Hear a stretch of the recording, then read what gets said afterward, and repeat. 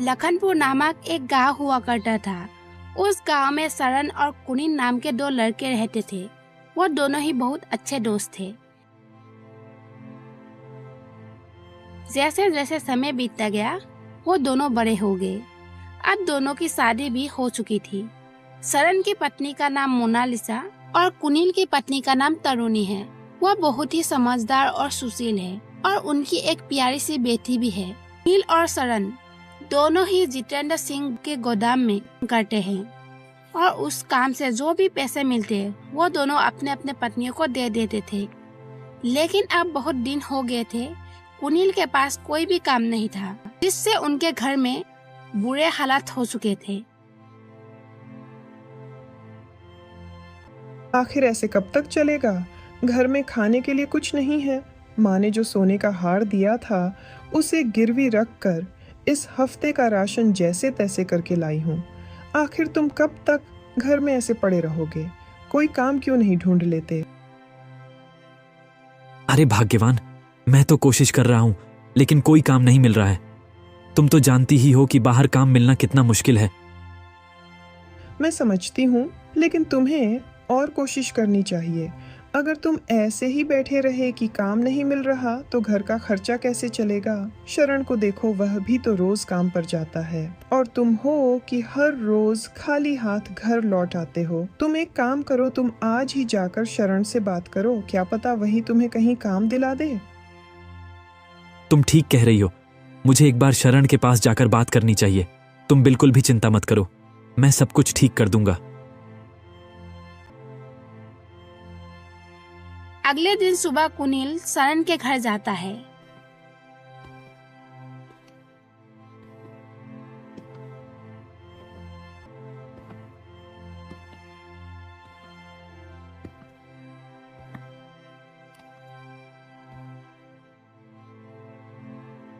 क्या कोई घर पर है?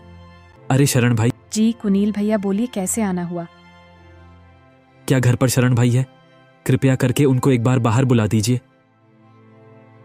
वह तो अभी घर पर नहीं है, शायद वह जितेंद्र सिंह के खेती पर है। अगर जरूरी काम है तो आप उनके खेती में जाकर ही मिल लीजिए। कुनील खेतों की तरफ चला जाता है।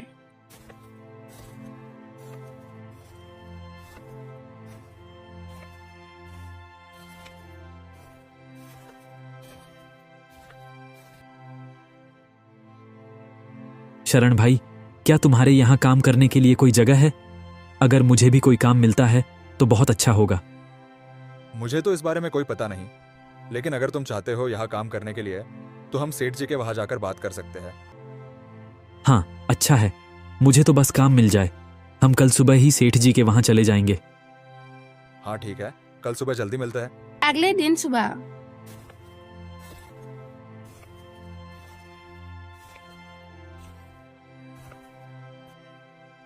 चलो हम उनको गोदाम में ही मिल लेते हैं। फिर दोनों काम के तलाश में जंगल के रास्ते चले जाते हैं।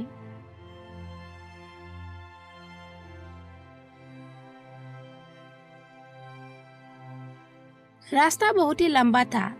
उन्हें चलते चलते बहुत देर हो गई थी। तभी अचानक आसमान में बादल गरजने लगे और देखते ही देखते बारिश शुरू हो गई। बारिश होने की वजह से वो दोनों जंगल में ही रुक जाते हैं। शरण भाई, बारिश तो बहुत ज्यादा हो रही है। अगर हम बारिश में भीग कर गए तो हम बीमार पड़ जाएंगे। इससे अच्छा तो हम यहाँ पर ही कुछ देर रुक जाते हैं। तभी कुनील को एक घर दिखाई देता है और वो शरण को कहता है, वह देखो, वहां पर एक घर है। चलो वहां जाकर किसी से मदद मांगते हैं, क्या पता वह हमें अपने घर में कुछ देर रुकने दे। दोनों दोस्त उस घर के पास जाते हैं।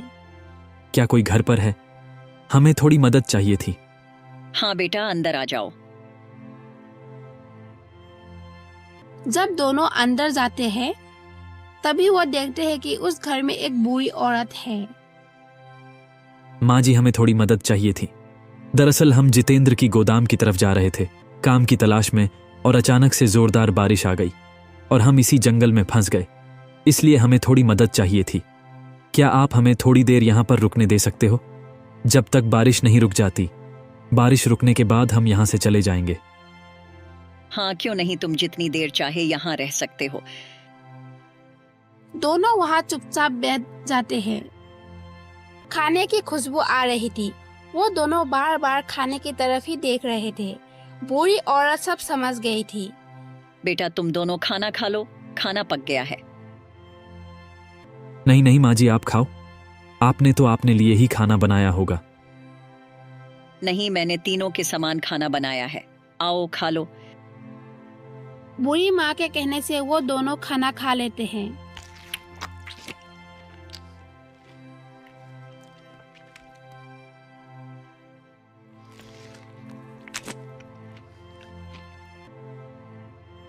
माँ जी, आप इतने घने जंगल में अकेली रहती हो, क्या आपका कोई परिवार नहीं है? बेटा एक समय था जब मेरा भी एक हंसता खिलता परिवार था। हम एक गांव में रहते थे।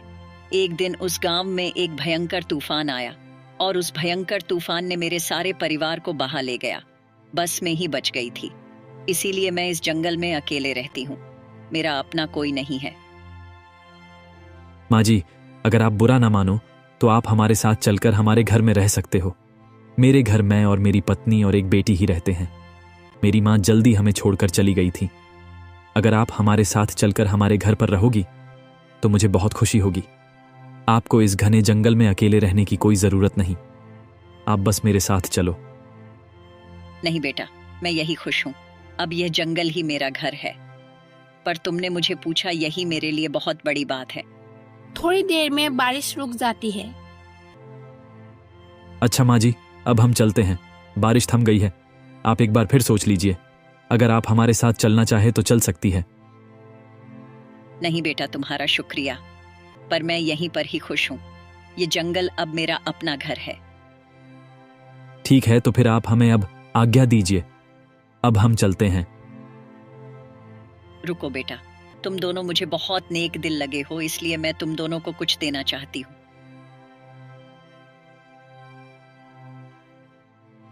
बूढ़ी माँ अंदर जाकर एक संदूक ले आती है और कहती है, बेटा ये मैंने बहुत कष्ट से जमा की है, जो मैं तुम दोनों को दे रही हूँ।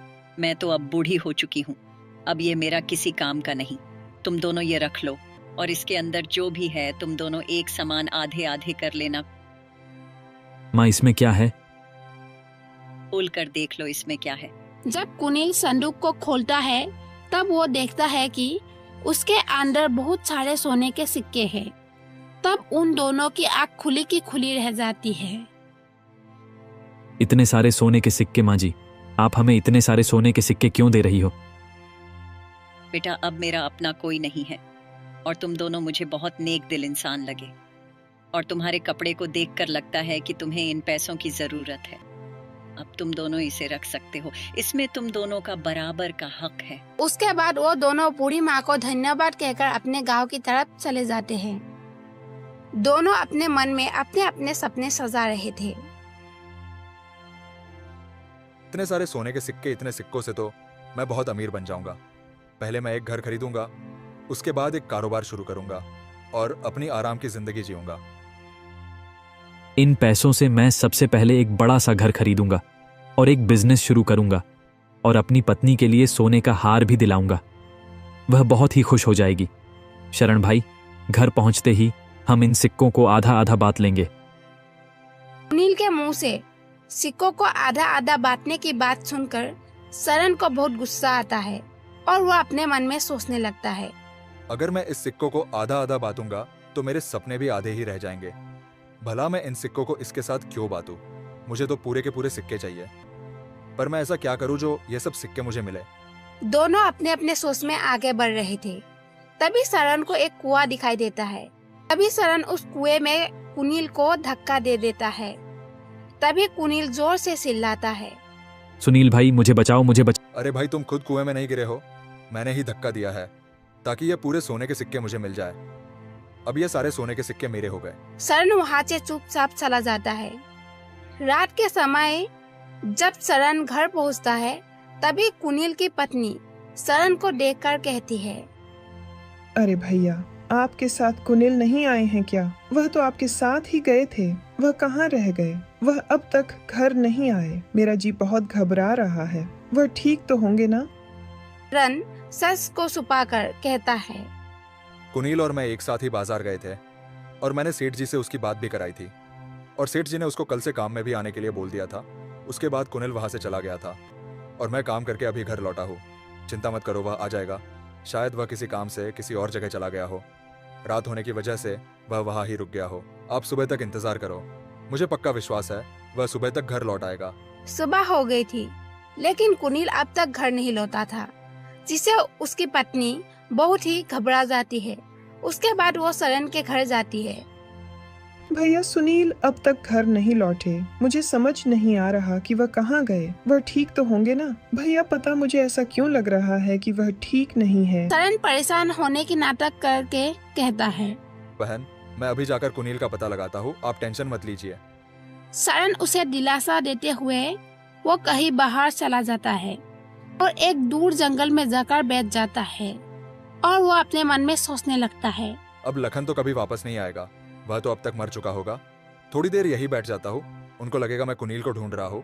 उसके बाद उनके घर जाकर बता दूंगा कि कुनील कहीं नहीं है।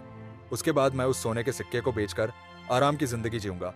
नौकर मेरे आगे पीछे घूमेंगे। वाह क्या जिंदगी होगी मेरी। सबसे पहले मैं अपनी पत्नी को इन सिक्कों के बारे में बताऊंगा। मैंने तो अभी तक उसको कुछ नहीं बताया है। मुझे अब चलना चाहिए, बहुत देर हो गई। सरन दुखी होने का नाटक करके कहता है, बहन जरा बाहर आओ। बहन मैंने सारी जगह छान मारी लेकिन कुनील भैया कहीं पर भी नहीं थे, पता नहीं कहाँ चले गए। कि तभी पीछे से कुनील आता है। कुनील को देखकर सरन बहुत ही घबरा जाता है। तुम यहाँ कैसे? क्यों शरण भैया, मुझे देखकर आप डर गए क्या? अब तक तो सुनील ने अपनी पत्नी को सारी बात बताती होगी। हे भगवान अब मेरा क्या होगा? मेरे सारे सपने चूर चूर हो गए। अगर इसने मुझे जेल भेज दिया तो क्या होगा? जल्दी से घर जाता हूँ और अपनी पत्नी को लेकर कहीं दूर चला जाता हूँ। और सरन कुछ नहीं कहता और वहाँ से चला जाता है। हे भगवान अब मैं क्या करूँ? मेरे तो सारे सपने पानी पानी हो गए, लेकिन मैंने तो उसे कुएं में धकेल दिया था, फिर भी वह कैसे बचा? मैं अभी अपनी पत्नी को लेकर कहीं दूर चला जाता हूँ। तभी उसे सिक्कों की याद आती है और वह संदूक को देखने के लिए जाता है। संदूक को देखकर उसको शांति मिलती है। जब वो संदूक को खोलकर देखता है तभी वो देखता है कि उस संदूक के अंदर ढेर सारे कोयले हैं। हे भगवान ये सब क्या हुआ? मेरे सोने के सिक्के कहाँ चले गए? कहीं मेरे सोने के सिक्के कुनील ने तो नहीं चुरा लिए? सरन ये सब सोच ही रहा था कि तभी उसके सामने बूढ़ी माँ आ जाती है। अचानक बूढ़ी माँ को देखकर वो बहुत ही डर जाता है। माँ जी आप अचानक से यहाँ कैसे आ गई? माँ जी तेरी यह गंदी जुबान से मुझे माँ मत बुला। तू बहुत ही पापी इंसान है। इस सोने के सिक्के के लिए अपने दोस्त को तुमने कुएं में धकेल दिया। तुमने अपने दोस्त के साथ इतना बुरा किया, अब भुगतो। ना अब तुम्हारे पास वह दोस्त है, ना सोने के सिक्के। अब सारी जिंदगी इस झोपड़ी में गुजार लेना। मुझे माफ कर दो, मेरे से बहुत बड़ी भूल हो गई। मैं इन सोने के सिक्कों को देखकर लालच में आ गया था। ये माफ करने लायक गलती नहीं है। अब यही तुम्हारी सजा है, अब भुगतो। इतना कहकर बूढ़ी माँ वहाँ से चली जाती है। मैं बता दूं? नहीं नहीं, अगर मैंने बता दिया तो ये पुलिस के पास चली जाएगी और शरण की एक बीवी भी है, उनकी जिंदगी खराब हो जाएगी। मैं ऐसा नहीं कर सकता। कुनील यह सब सोच ही रहा था कि तभी बूढ़ी माँ आती है। बूढ़ी माँ को देखकर कुनील चौंक जाता है। आप यहाँ कैसे बूढ़ी माँ? बेटा कुनील मैं हर जगह आ सकती हूँ। यह कहकर बूढ़ी माँ अपने जादू से एक संदूक वहाँ प्रकट करती है। माँ जी, यह तो वही संदूक है जो आपने हमें दिया था। लेकिन बूढ़ी माँ, ये संदूक तो शरण के पास था। हाँ यह वही संदूक है और यह अब तुम्हारा हुआ। हाँ उसके पास जो होना था वह मैंने उसको दे दिया और यह संदूक अब तुम्हारा हुआ। इतना कहकर बूढ़ी माँ वहाँ से गायब हो जाती है। अरे ये माँ कौन है? अचानक से यहाँ कैसे आ गई और चली भी गई? इसके बाद कुनील अपनी पत्नी को सारी बात बता देता है और यह भी कहता है कि शरण से कुछ ना कहे।